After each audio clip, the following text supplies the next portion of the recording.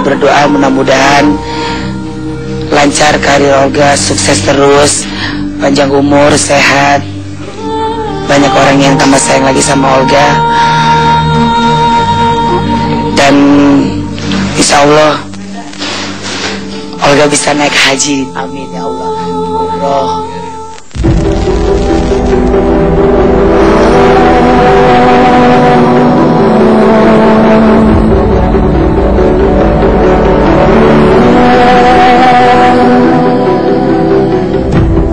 Menjadi tamu Allah di tanah suci itu seolah tinggal menjadi impian.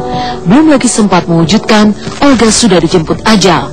Maka keinginan berumrah dan melaksanakan ibadah haji pun turut terkubur bersama jasadnya. Seakan ingin menebus ketidakhadirannya di hari pemakaman Olga, Sabtu pekan lalu, Raffi yang tengah melaksanakan ibadah umrah bersama sang ibu dan keluarganya langsung mewujudkan keinginan Olga untuk berumrah. Di tanah suci, Raffi mengumrahkan almarhum papanya dan juga Olga. Ini ada Pak Ustadz Mahfudin yang nanti akan membadakan umroh buat almarhum bapak saya, dan ini Ustadz Munawir yang akan membadakan umrohnya sahabat kita Olga Saputra. Kita udah mau mengelilingi Ka'bah. Bismillahirrahmanirrahim. Kalau seandainya saya berangkat tahun lalu atau 2 tahun yang kemarin, pasti mungkin tahun ini saya nggak berangkat. Tapi hari ini juga, tahun ini sebenarnya hampir nggak jadi berangkat umrohnya karena Gigi hamil. Tapi tetap bisa berangkat gitu. Mungkin Tuhan kasih jalan, wah pas saya lagi di Madinah, pas saya lagi di Mekah gitu, Olga meninggalnya, alhamdulillah di sana aku sholat mayit goib buat Olga, sama alhamdulillah itu dimudahin banget pas mau doain Olga itu di Raudhah di sampingnya makam Rasul, terus juga udah bisa umroh, alhamdulillah bisa cium. Itu pokoknya banyak kemudahan-kemudahan, dan Olga juga umrohnya dibadalin sama Ustadz Munawir di situ. Jadi almarhum papa saya dibadalin sama Ustadz Mahfudin, kalau Olga dibadalin sama Ustadz Munawir. Jadi kita bertiga bareng-bareng sama mama, kalau mama yang umrohin mama sendiri. Jadi aku, Ustadz, kita sama-sama alhamdulillah tawaf juga buat almarhum Olga ya.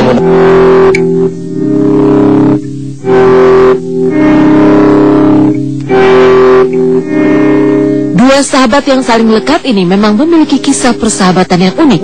Laksana satu tubuh bila salah satu tengah dibekap duka, yang satunya lagi pasti merasakannya. Seperti saat hari sakral pernikahan Raffi dan Gigi Oktober tahun 2014 silam, Raffi pun mengungkapkan berita duka di tengah hari bahagianya. Olga yang tengah terbaring sakit seolah hadir di hari pernikahan Raffi. Padahal ketika itu Olga tengah tergolek tak berdaya di sebuah rumah sakit di Singapura. Penyesalan Raffi tak hanya itu, juga banyak janji bersama yang akhirnya tak bisa terpenuhi, seperti menikah digelar bersama-sama hingga umroh bareng.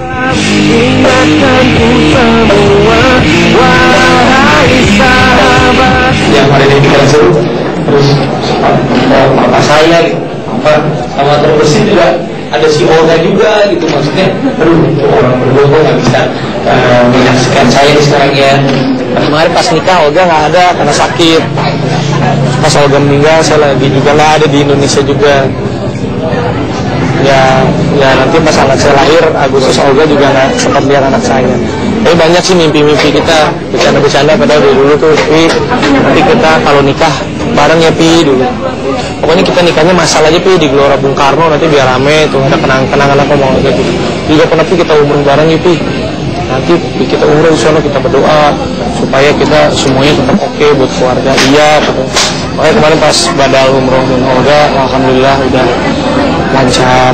Ya banyaklah kenangan sama Olga yang aku selalu kenang yang baiknya, dan Olga tuh selama 10 tahun gak pernah berantem aku sama dia.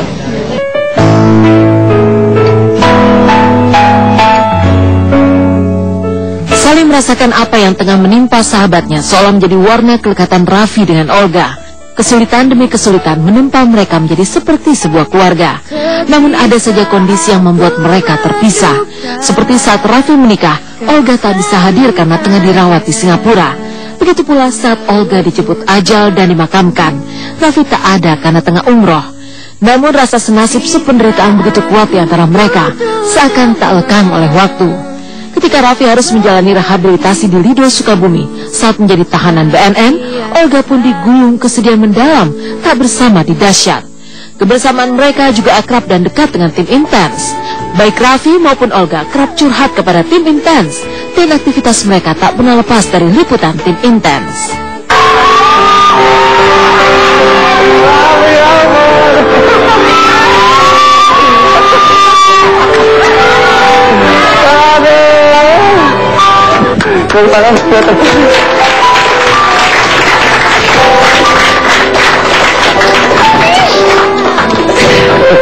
Dari aku ceramain dia, aku sih nggak terlalu pinter-pinter banget tentang agama, tapi maksudnya aku ngomelin dia, yang ngasih rezeki lu siapa? Yang ngasih napas siapa? Yang ngasih sehat siapa? Yang kasih makan siapa? Allah. Makanya gue bilang lu sholat, bersyukur. Syukurin. Bersyukur beda kalau syukurin. Saya harus sholat ya. Ya udah deh sekarang sih, tapi ya udah bener gitu, udah sholat. Baik lebih sekarang daripada dulu. Iya. Ya biasa. Karena aku kalau sama temen berani menegur. Gini, aku di sholat maghrib waktu itu bareng sama di acara. Aku suruh ambil wudhu, dia malah tidur di kasur. Gue gebuk pakai sepatu. Bangun gak lo?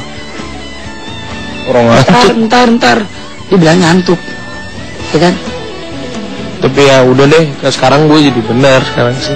Sholat gue disuruh dia, iya nggak? Iya dong, harus. Sekarang udah rajin sholat. Lumayan lah sekarang. Puasa doang.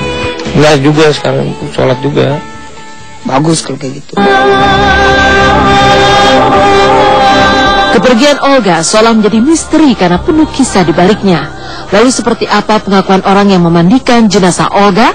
Seperti apa pula kekesalan Anissa Bahar tak bisa bertemu Olga? Lantas mengapa Mak Vera, manajer Olga, tetap tak mau terbuka sampai 7 harian nanti? Temukan jawabannya di segmen berikutnya.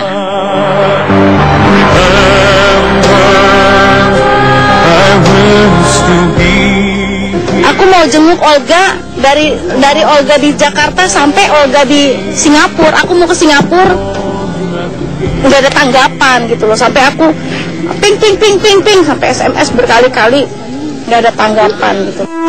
Meninggalnya Olga seolah menyimpan misteri. Banyak teka-teki seputar kematian sang komedian ini. Maka inilah pengakuan sosok yang memandikan jenazah Olga. Benarkah saat jenazah tiba dari Singapura, Olga sudah memakai jas dan sepatu di dalam peti? Lantas mengapa Mak Vera sebagai manajer Olga tetap tidak mau terbuka sampai 7 harian? Seperti apa pula kemarahan Anissa Bahar yang tidak bisa bertemu dengan Olga?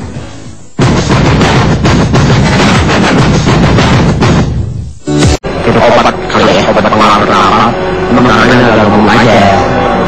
Aja deh. Kalau saya kan gini deh, bukan obat cuma orang bude gitu. Tapi mulus gitu.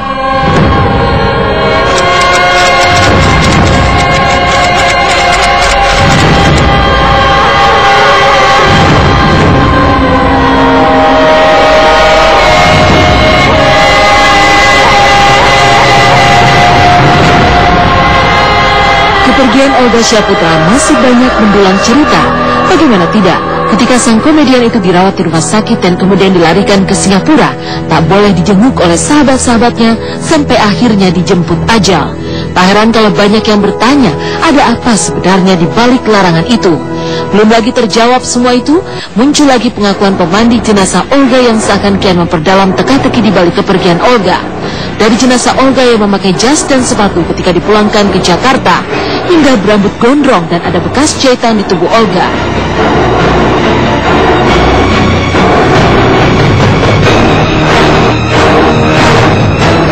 Kalau kan rapi, ala Singapura lah, pakai jas atau apa. Pakai jas, pakai dasi. Ya karena aturan rumah sakit sana barangkali kita nggak tahu. Rambut panjang seperti kayak segini, ya, itu bagus. Kita keramasin kan dari ujung itu sampai kulit kepala. Artinya nggak ada yang rontok gitu, nggak ada. Saya juga heran, gitu sakit lama kok nggak ada yang rontok.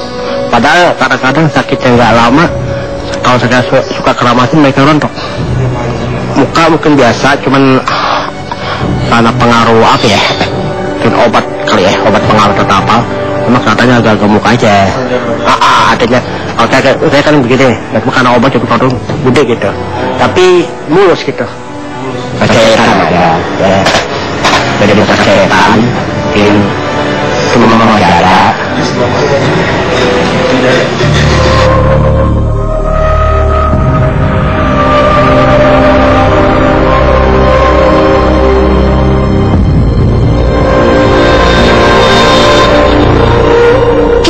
semua menangisi kepergian Olga. Bukan tak ikhlas atas kepergiannya kembali kepada Sang Pencipta, namun banyak sahabat kecewa karena tak bisa bertemu Olga ketika dirawat di Singapura. Salah satunya pedangdut Anissa Bahar. Kekecewaan pun Anissa tujukan kepada Mak Vera usai ziarah di makam almarhum kemarin. Seakan memendam kekecewaan yang mendalam pada manajer Olga, Anissa Bahar sampai menangis.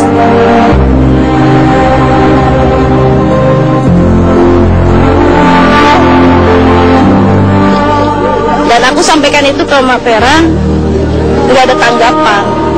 Aku mau jenguk Olga dari Olga di Jakarta sampai Olga di Singapura. Aku mau ke Singapura, nggak ada tanggapan gitu loh. Sampai aku ping sampai SMS berkali-kali, nggak ada tanggapan.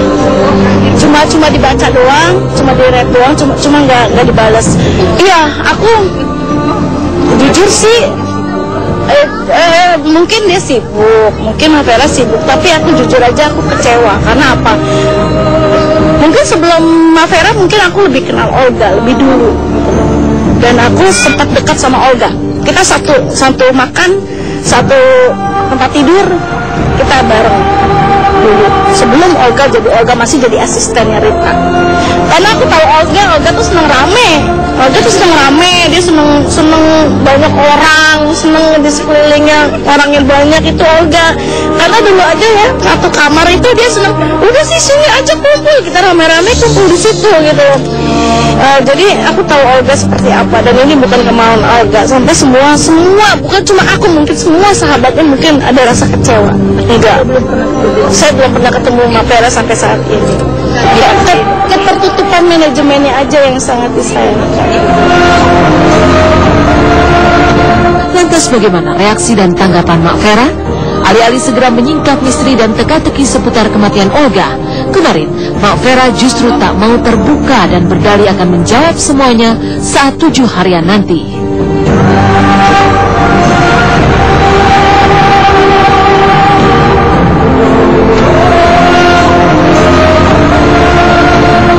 Prihatin saya karena saya tidak sempat mengontek, menanyakan langsung sama Vera. Mungkin karena kesibukan Vera itu yang membuat saya penasaran ya. Rumah sakit itu terakhir saya lihatnya cuma di Rumah Sakit Pondok Indah.